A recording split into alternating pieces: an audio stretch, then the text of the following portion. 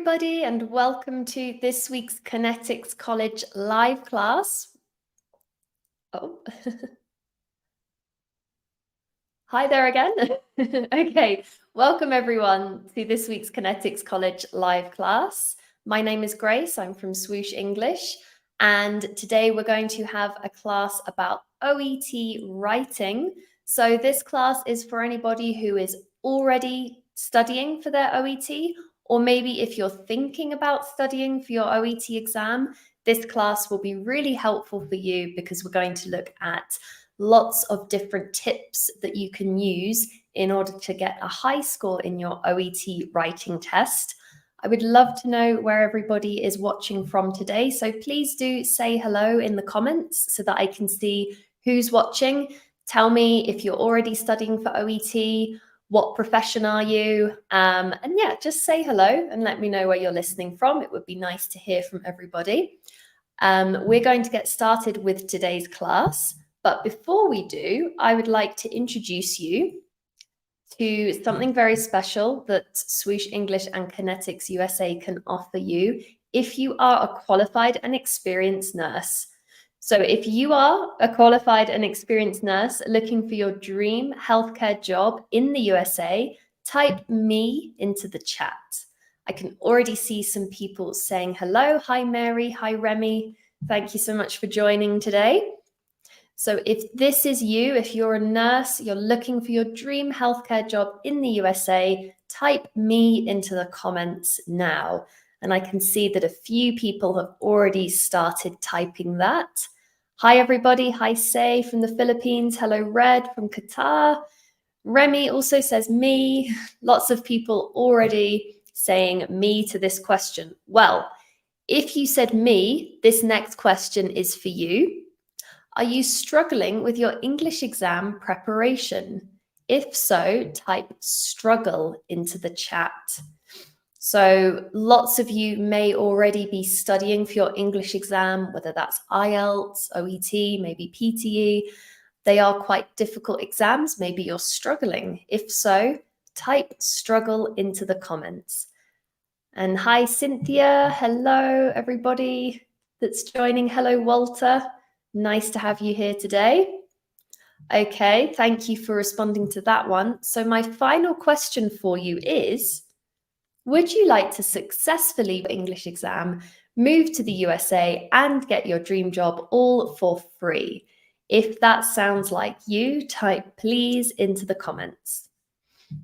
So you are already a nurse and you are now preparing for your English exam and you would like to move to the USA and get your dream job, type please into the comments. Excellent. Yep, lots of people typing please. Good. Thank you, Mary. Thank you, Say. Hi. Thanks, Remy. Okay. Good. Well, if this was you, if you said please to this, then I would like to introduce to you the free Connetics USA and Swoosh English Exam Scholarship. So this is a scholarship program that we are offering to you absolutely free. And we have a program available for IELTS, OET, and PTE. So we can help you with all three of these exams. Whichever one you're studying, you will get access to daily live classes for all four skills. That's reading, writing, listening, and speaking. You have self-access video courses and quizzes for all sections of the exam, so you can self-study in your own time and then take quizzes to see your progress. We also provide a writing correction service 7 days a week. This is where you can send us your writing tasks, whether it's for IELTS, OET, or PTE. You send them to us. We have a team of teachers who will mark them, correct them, and give you really valuable feedback. You'll have access to mock exams, so you can practice taking an exam under real-time conditions to see if you're ready. All of our classes are recorded and uploaded to your dashboard every week, so you never have to worry about missing a class. We have a Teams support group for you, so that's just for our Connetics students can use that as a support group to ask questions and also to find a study partner. So we can help you find a study partner to practice with. And of course, you will have your Connetics support specialist in there with you, as well as the team from Swoosh English to provide you help and support whenever you need it.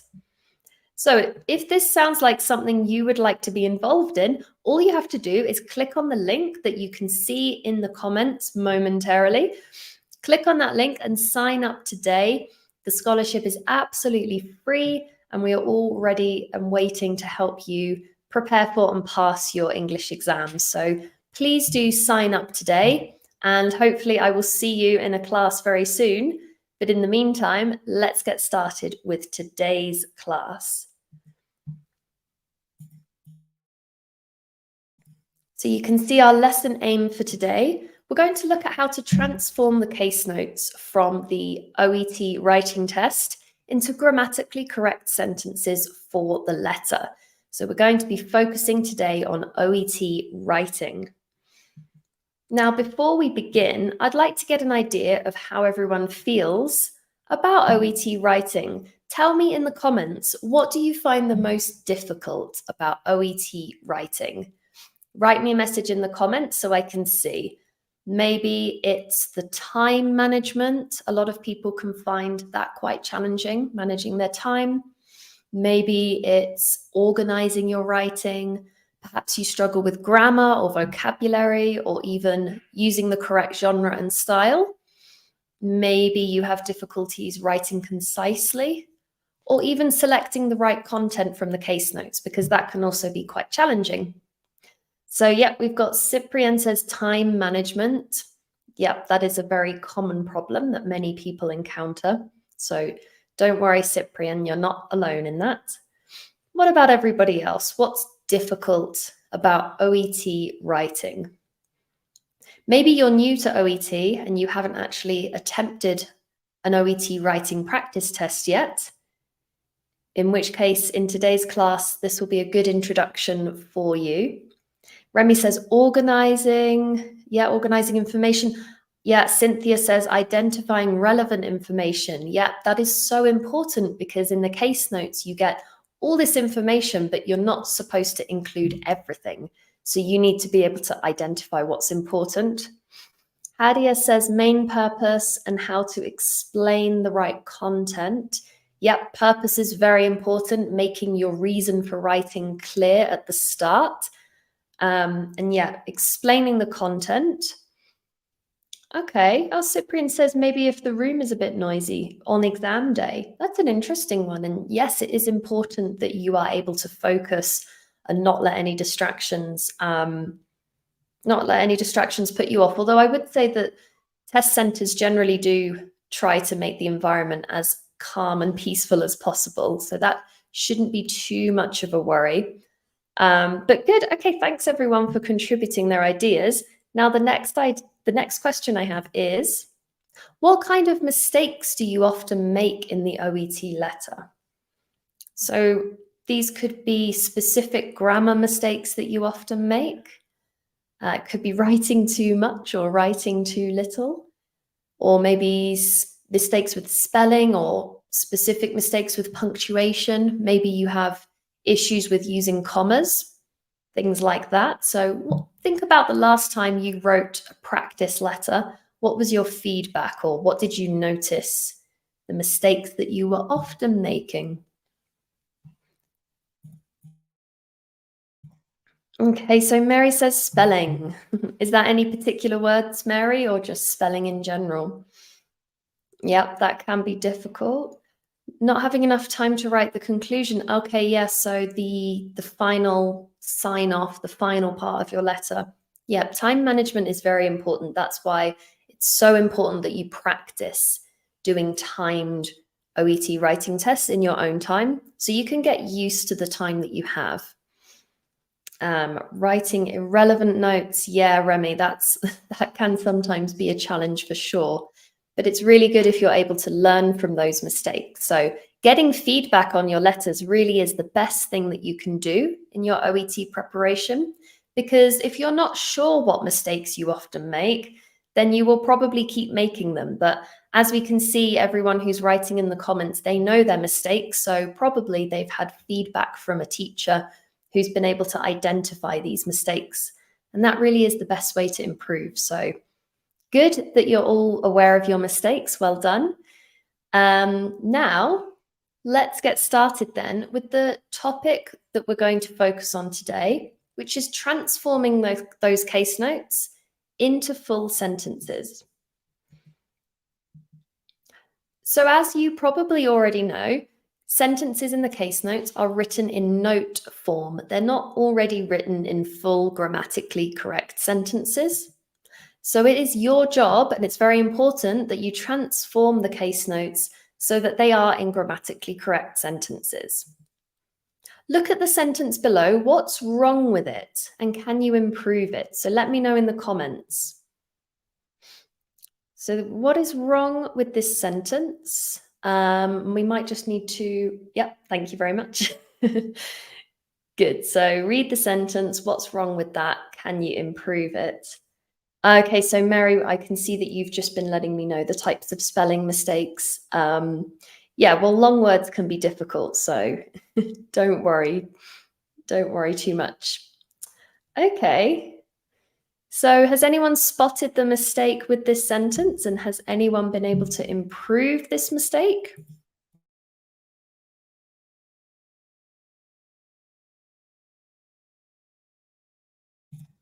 All right, well, I'm now going to show you, maybe you spotted it, our mistake. So we've got the mistake here highlighted in red, the last part of the sentence, lack of exercise and heavy smoker. This last part has been copied directly from the case notes. It's not grammatically correct. So probably in the case notes, it probably had some bullet points saying overweight, lack of exercise, heavy smoker. These are in note form, but you can't just copy them directly. You have to make them into a sentence. So let's have a go at that. So now compare with this sentence. We've just added a few words. He's overweight, does not do regular exercise, and is a heavy smoker. By adding these extra words, we've made the sentence grammatically correct. So it's very important to have an awareness of grammar so that you can make sure you're not just copying the notes directly. So the sentences must be grammatically balanced. What does that mean? Well, we can use conjunctions, for example, and, but, so, or, to connect words and phrases that have the same grammatical function. Let's look at some examples. The patient is taking ibuprofen and Panadol. So we have our two nouns and we've connected them with the conjunction and to make it grammatically balanced.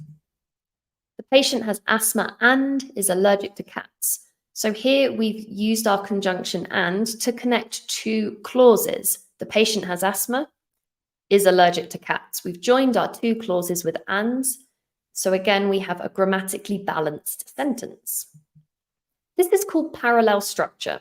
Don't worry too much about the technical name for this, but just if you wanted to know, this is the type of grammar that we're looking at here. Now, what's wrong with this sentence? Can anybody identify the problem here? I'm going to give you a moment to read and then write in the comments, where's the mistake? You can just write the part which you've noticed has an error. Can anybody spot that mistake? Just keep an eye on the comments there. Very good. Mary's got it. Well done, Mary. Anyone else notice that mistake? And if you would like to, can you correct the mistake? That's your next task. So first, let's identify. Good. Francis has got it. Well done. Yeah, excellent. So our mistake here was to sleep. The patient has trouble breathing and to sleep. This is not a grammatically correct sentence. Well done, everyone who spotted that. So let's improve it. And I can see that people have already started doing that, already started improving that in the chat. Let's have a look and see. Do we all agree? Here we go. The patient has trouble breathing and sleeping. You can see now that it's grammatically balanced. We've used that parallel structure because we've got breathing and sleeping. We've joined the two parts of our sentence with the conjunction and it makes sense. It's grammatically balanced. Well done to everybody who got that correct. Well done, Mary, Cyprian, Francis, and everybody else. Well done. Now we're going to do that with a few more sentences. Can you find and correct the mistake? The first sentence.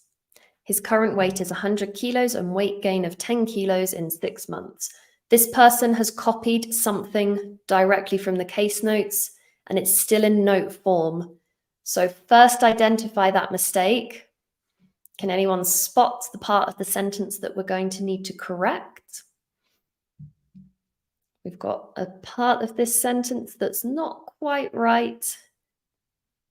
I'll give everyone a moment just to think. Can you spot it? Who will be the first person to spot that mistake and type it in the comments? So if you're not sure, think about the grammar of the sentence. Which part does not make sense? Well done. The first person I've got in my comments here, we've got Romanica and also Francis have highlighted, yes, this part, weight gain. Again, that's probably how it was written in the case notes. But this is not correct. So what could be our suggested answer? Type in the comments, how would you correct that part of the sentence? We might have different answers here, and that's okay. So we're just looking for some suggested answers.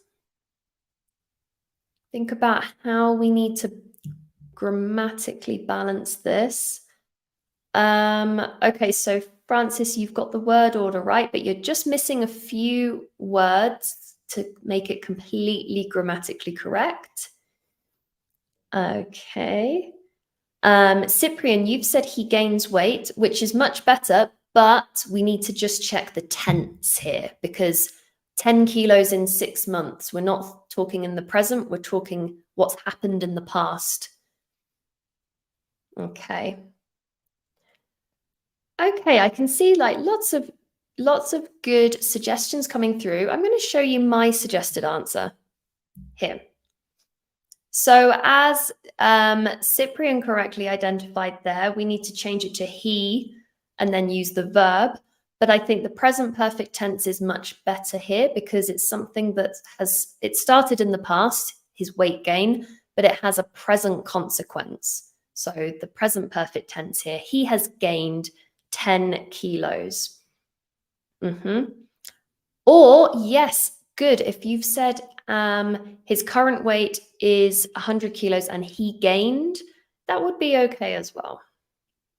Okay, very good. Now let's go on to the next one. So here's a shorter sentence. His height is 170 centimeters and weighing 99 kilos. Where's the mistake? You only need to write the incorrect word. You don't need to write the whole sentence. Which word is incorrect? Very good. We've got an answer here. Weighing is the mistake. Yeah, everything else is okay. It is just that word, weighing. This is not grammatically correct. There's our mistake. So what are your suggested answers then? Let's have a go. How can we improve this? Think about the previous sentence and what we did to make it grammatically correct. We added our subject, we added our verb. So we need to say, think about as well that parallel structure we talked about, how we can make it balanced. His height is 170 centimeters and something. Okay, almost. Oh, I think Francis has got one there. Good, well done, Francis. Yeah, and also Zevlag. Okay, so we've got some people saying, and his weight is 99 kilos, which is absolutely fine. That is correct. Let me show you my suggested answer. I put he weighs, but if you put his weight is 99 kilos, that's okay as well. Or he weighs. Good. Well done, everyone who's writing that into the comments now. Well done. And also check your spelling, because the spelling of this word is quite strange. So make sure that you've spelt it correctly. Okay, well done, everybody. Now, next one. She is feeling loneliness and isolated due to losing her social contacts. So we have a longer sentence this time, but there's only one mistake, one incorrect word in this sentence. Can you find it? Okay, give everyone a moment. It's a bit longer, this one. Wow, Romanica, you are super fast. Super fast. You have found our mistake was loneliness. Right, here we have an incorrect use of the noun. She is feeling loneliness. We need to change that because we can't say feeling loneliness, the noun. We need to use a different word form. Good. Yeah, I can see some people putting it in there. We need to use the adjective of loneliness, the adjective being lonely. She is feeling lonely and isolated. So you can see here parallel structure again, because we have two adjectives, lonely and isolated, connected by a conjunction. So this is perfectly correct sentence right here. Okay, here's another one then. The prescription was checked and the required drugs dispensed. Again, only one mistake. So one word that needs to be changed. Can we find that mistake? Who's going to be the first one to spot it? Well done. Again, Romanica, again, well done. Dispense, yep. So what's our mistake here? Why is this wrong? And can you correct it? What should the correct word be? Well done, Zevlag. I can see you've already got there with your correct answer. I'll give everyone else a moment to see it. And the required drugs, what word? It's just, yeah, good. Lots of people writing in now, dispensed. Now, if you just put the required drugs dispensed is fine, but I would recommend using were. So we're using our passive voice here, just to make it clear. The prescription was checked, the required drugs were dispensed. So we've got our parallel structure there, again, with use of passive voice. If you just put and the required drugs dispensed, it's okay as well. That's still correct. So that's fine if you also put that. Well done, everybody. Great work. Now we have one more sentence to find our mistake. She has not been sleeping well, causes feelings of depression. Once again, we only have one single mistake in here. But what is that mistake? Can we find it? Well done. We've got our answer, our first answer here. We've got, yeah, causes feelings of depression. So that word causes is not correct. Yeah, this whole sentence, we really need to rethink this sentence. So what do we think? How can we reword this part of the sentence to make it correct? We're going to need to add a few more words this time. Okay. All right, a few different ideas coming through. If you put she has not been sleeping well, which causes feelings of depression, that's okay. That's correct. Let's see. Oh, okay, that's an interesting one, Mary. She has not been sleeping well due to her feelings of depression. Be careful, because that has changed the meaning of the sentence there. So in your sentence, you've put that the feelings of depression are causing the bad sleep, but actually just make sure you're not changing the information in the case notes, because we need to say that the lack of sleep then causes the depression. So can you see how you just need to be careful? Yes. So again, if you're putting that she's not been sleeping well, which is caused by feelings of depression, you're changing the meaning of the sentence. So be very careful there. Bad sleep leads to the depression. in this case. So here's my suggested answer. She's not been sleeping well, which has caused feelings of depression. Or you could say, which has caused her to feel depressed, or even causing her to have feelings of depression. So you can see with this one, we might have slightly different answers. Just make sure that you've maintained the meaning of the sentence, because you will lose marks if you change the case notes. So that's a really good example there of how we need to be a bit careful. But well done, everybody. That was great. You all did really well at identifying and correcting the mistakes. Now we're going to have some real practice here. Imagine you are in the OET exam. You have a set of case notes in front of you. You need to convert them or transform them into sentences. So I will show you some case notes. Can you transform them into a grammatically correct sentence? And of course, I would love you to write your answers in the comments so I can have a look. So here's our first one. This is how it was written in the case notes. We've got stroke in 2005 and diabetic. Two things that we need to communicate in our letter, but they need to be in a sentence. So I'll give you a moment now to think about this, how you might write this into a sentence. Think about the parallel structure that we talked about. Think about how to make your sentence grammatically balanced. I'm going to give you just a few moments now so you can think.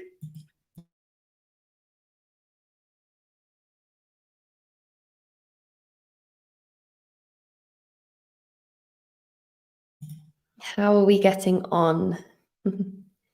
This, of course, will take a little bit more thought.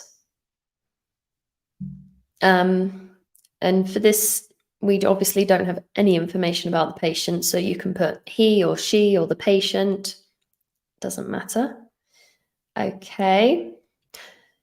So, good, Remy, he had a stroke, but if we have a patient here who's diabetic, we assume that they are still diabetic. So just be careful, because diabetes in 2005, did they get it in 2005 or did they get it and then they don't anymore? Do you see? We need to make sure we're communicating that the patient is diabetic.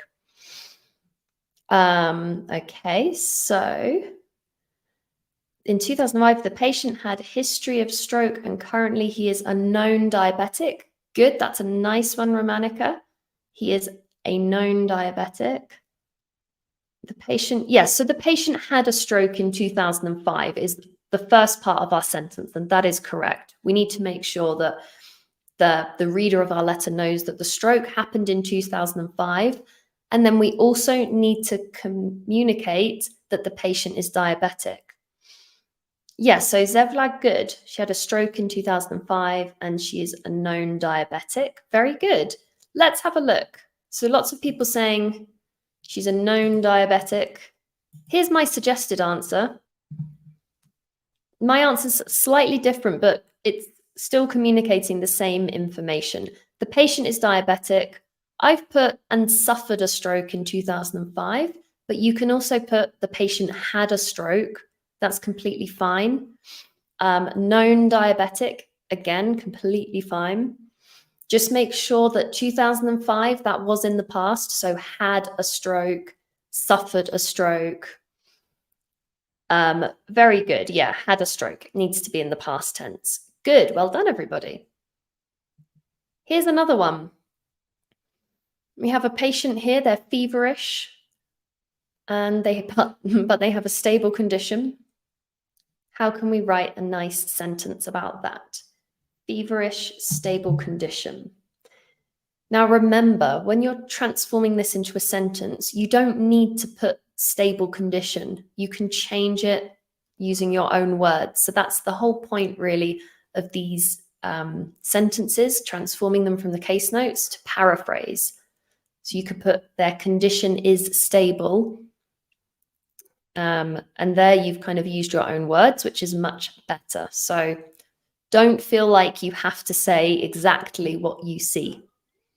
As long as it's grammatically correct and it communicates the information accurately. That is the most important thing. Okay, giving everyone a little bit more time to think about this. Very good, Remy. He is feverish, but his condition is now stable. Good. Evangeline says the patient is feverish, but is now stable. Very good. Zevlag says she is feverish, but all other vital signs are stable, Zevlag. Vital signs are stable. Good. Mary, he arrived with a high. Okay, so feverish is the adjective. So if you're saying the patient had or arrived with a high fever, so he arrived with a high fever, but currently he's in a stable condition. Good, Mary. Okay, really great, everybody.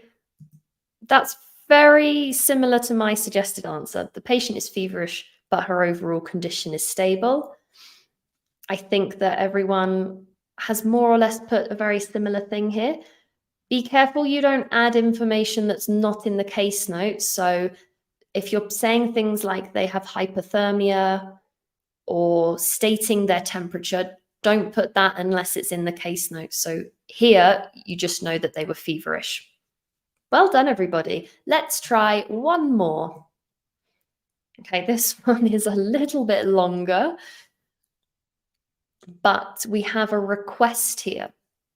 So when you see the word advise, that's likely to be in the requests section of the case notes. So the reader needs to advise the patient about their hygiene, including morning shower, washing their clothes, vacuuming. So this is, you're going to be making a request. Think about how you might do that. What are you requesting? So these requests are actually very important because this is where your reader needs to know what action they have to take. This is the purpose of your letter. So the request section is very important so that your reader knows what the next steps are going to be. So these are, well, everything's important, but these are especially important that you're making sure you communicate it accurately. So we're not changing anything in the case notes. We're making it clear. Often simple is better. Simple and clear is better than long and complicated. So we're just aiming to communicate what the reader needs to do. So I'm just waiting for our first few answers to come in. So once again, advise patient. We know that we're making a request. If you want to challenge yourself a little bit more, you can think about how to politely make that request. How can you make a polite request for information? Okay, I can tell that everyone is thinking long and hard about this one, but I will give you some time. No rush. Okay, we've got our first few answers. Right, so Evangeline, just be careful. So this is a request. So you're saying the patient was requested, but in the case notes, when it says something like advise patient, it means the reader needs to advise the patient, okay? So that, just be careful. But the rest of your sentence is good. Okay, Remy, kindly advise the patient on the importance of hygiene, morning shower, wash clothes. So I want to just change that to washing their clothes. Good. Okay, Francis, I like this. Please advise the patient regarding proper hygiene, such as morning shower, washing clothes, and vacuuming. Yes. So you identified that we needed to transform that wash clothes into washing clothes. Good, very nice. I'm seeing lots of nice answers here. I'm going to show you my answer. Remember, yours might be different. It probably is. So a few people said, please advise the patient. Nice. Or please advise. If we had the name of the patient, we would obviously put the name. So make sure you use the patient's name. So please advise Mrs. So-and-so. With regards to, I think I saw a couple of people put regarding is fine, or with regards to maintaining good hygiene habits. And then we have such as. So we've given some examples, which I think, yeah, I saw Francis, you put such as, which is nice. And then notice the grammar here: having a morning shower, washing his clothes, and vacuuming regularly. So we've got a grammatically balanced sentence here. We've used the gerund form of the verb. Having a morning shower, if you put wash his clothes, it's not grammatically correct. So be careful there. And vacuuming regularly. So yeah, really, really well done, everybody. If you used this kind of language as well for requesting, please advise the patient. Things like with regards to, such as. This is a useful structure that you might want to use in your letter if you have to make a request. So well done, everybody. Excellent work. Now let's just review what we've talked about in this class. You should ensure that you use fully grammatical sentences in your writing. Try not to copy information directly from the case notes because they are in note form. They cannot usually be copied directly.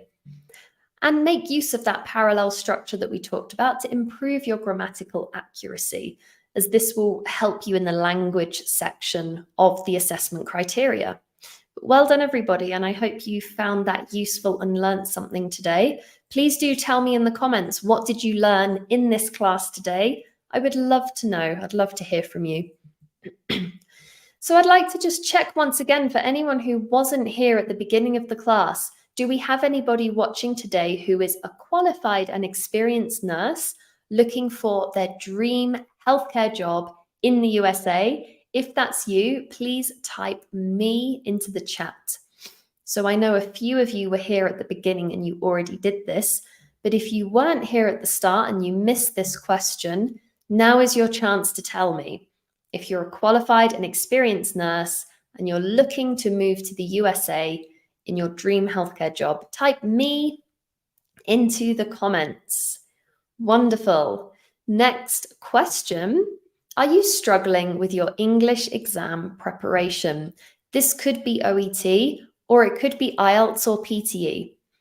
So if you're taking any one of those 3 English exams and you are finding the preparation difficult, type struggle. I can see Hadia, Lily, and Cynthia all saying me. Thanks, everybody. What about your English exams? Thank you, Rosaline. Final question then. Would you like to successfully prepare for and pass your English exam, move to the USA, and get your dream healthcare job all for free? Sounds like a pretty good deal. Who would like that? Type please into the comments. No, Pratima, this isn't for NCLEX. This is for OET, IELTS, and PTE. I'm going to tell you very shortly. So let me give you the information now then. So if you typed please into the comments, this is for you. We have a free Connetics USA and Swoosh English exam scholarship. And this is for any of the following English exams, IELTS, OET, or PTE. We can offer you a free scholarship program. What does it include? Well, we have daily live classes on reading, writing, listening, and speaking. Similar to the class today, but with more interaction. You can speak to the teacher, speak to your classmates. We've got video courses and quizzes for all sections of the exam. We also have a 24-hour, 7 days a week writing correction service for you to send us your letters, get them marked, get some feedback, be able to improve your writing. As I said at the start of the class, feedback is so important. It's the best way you can improve. We have mock exams, recorded classes. All of our classes are uploaded to your dashboard weekly. We have a team support group where you can ask questions or even find a study partner.